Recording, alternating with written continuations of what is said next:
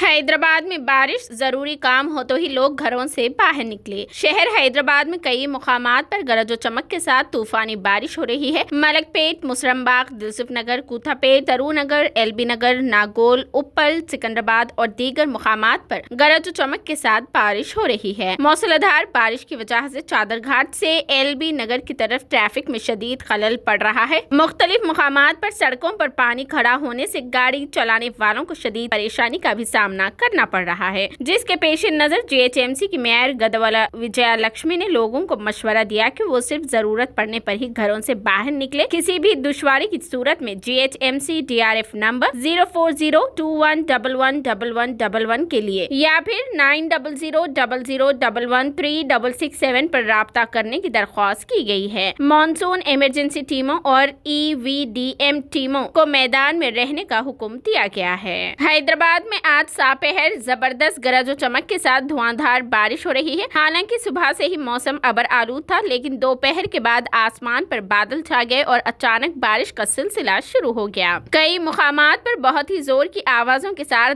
गरजने से लोगों में खौफ की लहर दौड़ गई है। बारिश की वजह से सड़कों पर पानी जमा देखा जा रहा है, जिसकी वजह से गाड़ी सवारों को भी मुश्किलात का सामना करना पड़ रहा है। धुआंधार बारिश का सिलसिला खत्म होने के बाद कई मुकामात पर हल्की या तेज बारिश या बूंदाबांदी भी हो सकती है। बारिश की वजह से मौसम सर्द दिखाई दे रहा है।